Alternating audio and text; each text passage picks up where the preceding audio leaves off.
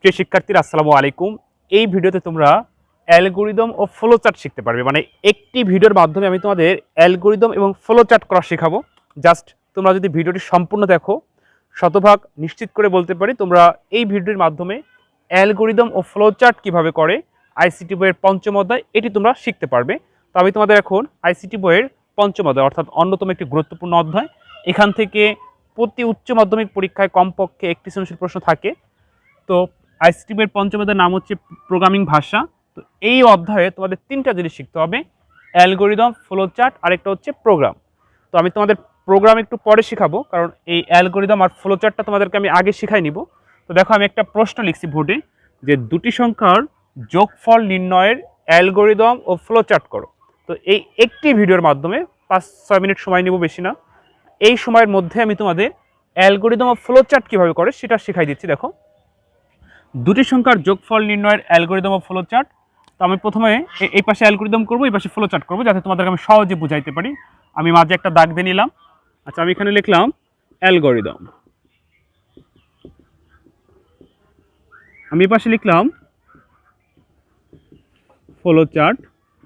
তো অ্যালগরিদম আর ফ্লোচার্ট আমি তোমাদেরকে শেখাবো। অ্যালগরিদম হচ্ছে ধাপে ধাপে অর্থাৎ পর্যায়ক্রমে নির্দেশ প্রদান করবে, আর ফ্লোচার্ট হচ্ছে প্রতীকের সাহায্যে অর্থাৎ প্রতীকের মাধ্যমে আমরা নির্দেশ প্রদান করব।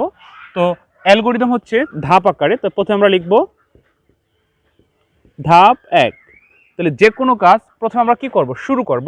তো আমরা এখানে লিখব অ্যালগরিদমে আমরা শুরু করি। তো ফ্লোচার্টে আমরা শুরু করব, এটা বুঝাবো হচ্ছে প্রতীকের মাধ্যমে। গত দুটি ক্লাসে আমি তোমাদের এই ফ্লোচার্টের প্রতীক শিখিয়েছিলাম যে শুরু করব এই প্রতীকটা কেমন, ডিম আকৃতি। যারা গত ভিডিওগুলো দেখছো তারা ফ্লোচার্টের প্রতীক তারা চিনতে পারছো, অর্থাৎ তারা সহজেই বুঝতে পারবা যে ফ্লোচার্টের শুরু প্রতীক হচ্ছে কেমন, ডিম আকৃতি। এটা লিখে আমরা লিখলাম স্টার্ট। ওকে, আচ্ছা, এরপরে অ্যালগরিদমে আমাদের দ্বিতীয় ধাপ, আমরা কিন্তু শিখতেছি দুটি সংখ্যার যোগফল নির্ণয়ের অ্যালগরিদম ফ্লোচার্ট। জাস্ট মনোযোগ সহকারে দেখো, অবশ্যই পারবে। ধাপ 2-এ আমরা লিখব সংখ্যা দুটি ইনপুট করি। এখন এখানে কিন্তু নির্দিষ্ট করে কোন সংখ্যা দুটি তা বলে নাই। এখানে তুমি এবিও ধরতে পারো, এক্সওয়াই ধরতে পারো, ক খ ধরতে পারো, যে যা লেখো সমস্যা না, কোনো ভুল হবে না। তাহলে আমরা ধরো এবি ধরি।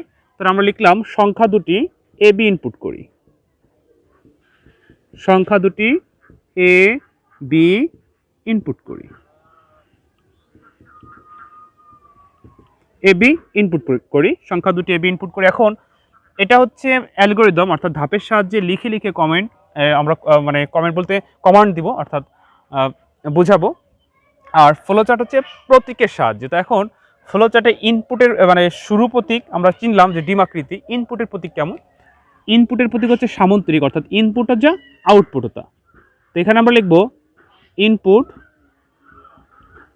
A B. যেহেতু আমরা দুটি সংখ্যা ইনপুট করছি, এজন্য ইনপুট কি? A B. জাস্ট তোমরা একটু মনোযোগ সহকারে দেখো, বললাম যে অবশ্যই অ্যালগরিদম ও ফ্লোচার্ট বুঝতে পারবে। আচ্ছা, এরপর আমরা ধাপ 3 নিব।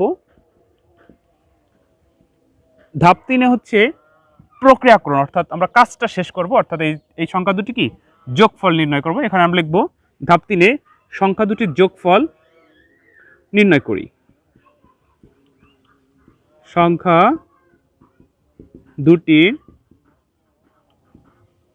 যোগফল লিখে আমরা ব্র্যাকেটে লিখব টোটাল সমান এ প্লাস বি, মানে যোগফলের সূত্রটা আমরা লিখব।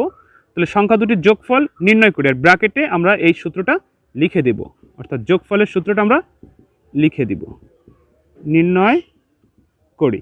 এখন এটা হচ্ছে অ্যালগরিদম। আমি তোমাদের এখন ফ্লোচার্টের মাধ্যমে আমরা শিখব, অর্থাৎ ফ্লোচার্টে স্টার্ট হচ্ছে শুরু, ডিম আকৃতি, ইনপুট হচ্ছে সামন্তরিক। তো প্রক্রিয়াকরণের ঘরটা কেমন? যারা গত ভিডিওগুলো দেখছো তারা অবশ্যই বুঝতে পারবে যে প্রক্রিয়াকরণের ঘর হচ্ছে কি আয়তক্ষেত্র। এটা হচ্ছে প্রক্রিয়াকরণ ঘর। তাহলে এইটার মধ্যে আমরা এখন এই সূত্রটা লিখবো, অর্থাৎ টোটাল লিখে সমান এ প্লাস বি। তাহলে প্রক্রিয়াকরণ হয়ে গেল। এখন আমরা ধরো দুটি সংখ্যার যোগফল নির্ণয় করতে বলছি, আমরা সংখ্যা দুটির যোগফল করলাম। তো সংখ্যা দুটির যদি যোগফল হয়ে যায় তাহলে মোটামুটি আমাদের কাজ হয়ে গেল। এখন ওই ফলাফলটা আমরা পাবো। তো ফলাফলটা কি? আউটপুট করব, অর্থাৎ যখন আমরা ইনপুট করছিলাম তখন সেই কাজটা করেছি, এখন সেই ফলাফলটা বের করব। তাহলে আমরা এখানে ধাপ 4 লিখব, ফলাফল প্রিন্ট করি বা ফলাফল আউটপুট করি, যে যা লেখো সমস্যা নাই, আমরা এখানে লিখে আবার যোগফল প্রিন্ট করি তাও লিখতে পারো। তো ফলাফল প্রিন্ট করি এই কথাটা তোমরা লিখবে, একটা কমন কথা। তাহলে যে কোনো অঙ্কে তুমি এটা যদি লেখো যে ফলাফল প্রিন্ট করি তাহলে ভুল হবে না। তাহলে আমরা এখানে লিখবো ফলাফল বা যোগফল, যে যা লেখো সমস্যা নেই, আমরা লিখলাম ফলাফল প্রিন্ট করি।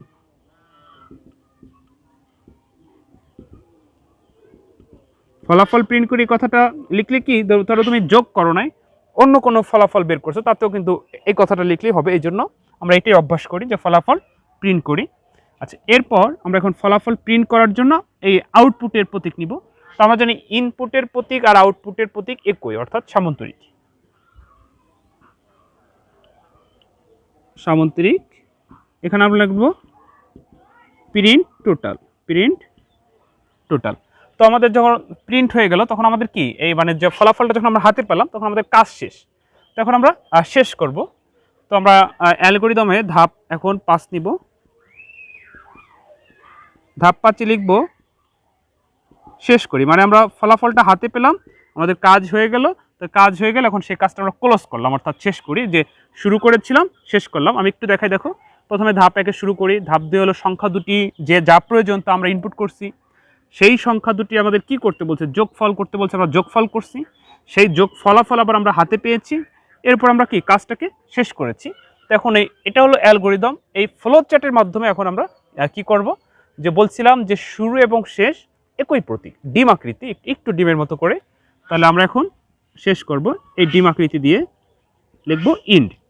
তো প্রিয় শিক্ষার্থীবৃন্দ, তোমরা একটু বোর্ডে লক্ষ্য করো, দুটি সংখ্যার যোগফল নির্ণয়ের অ্যালগরিদম ও ফ্লো চার্ট।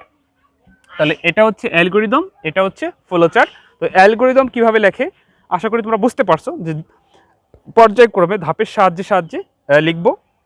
আর ফ্লো চার্ট হচ্ছে প্রতীকের সাহায্যে। তো ফ্লো চার্টের এই প্রতীকের ব্যবহার তোমার শিখতে হবে।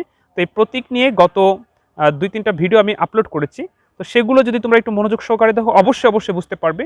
এছাড়াও যদি তোমরা শুধু এই পঞ্চম অধ্যায় পার্সোনালি আমাকে প্রশ্ন করে শিখতে চাও, মাত্র 500 টাকার বিনিময়ে আমি পঞ্চম অধ্যায় শেখানোর জন্য একটা কোর্স চালু করেছি। তো তোমরা চাইলে কিন্তু ওই কোর্সে ভর্তি হতে পারো। তো 500 টাকার বিনিময়ে আমার বিশ্বাস যে তোমরা পঞ্চম অধ্যায় পরিপূর্ণভাবে ভালো করে শিখতে পারবে। তোমাদের বাইরে এক্সট্রা প্রাইভেট পড়া লাগবে না। বিশেষ করে যারা শহরে থাকো তারা জানো যে একটা প্রাইভেট পড়তে অনেক টাকা লাগে, বাসায় কোনো স্যার এনে পড়তে হলে আরও বেশি টাকা প্রয়োজন। তো এরপরে যদি ভালো শিখতে না পারো তাহলে অবশ্যই সমস্যা। তো আশা করি তোমাদের সেই সমস্যা দূর হয়ে যাবে।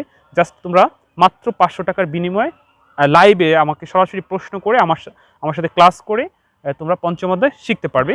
তো প্রিয় শিক্ষার্থীবৃন্দ, আশা করি তোমরা বুঝতে পারছো। এরপরে যদি কোনো সমস্যায় বুঝতে অবশ্যই আমাকে কমেন্ট করে জানিও। এছাড়াও ধরো পঞ্চম অধ্যায় ছাড়াও আইসিটি বইয়ে অন্য কোথাও যদি কোনো সমস্যা থাকে তাও আমাকে কমেন্ট করে জানাতে পারো। আমি যথাসাধ্য চেষ্টা করব তোমাদেরকে বোঝানোর জন্য। তো প্রিয় শিক্ষার্থীবৃন্দ, ভালো থেকো। অন্য কোনো দিন অন্য কোনো ভিডিওতে আবার দেখা হবে। আসসালামু আলাইকুম।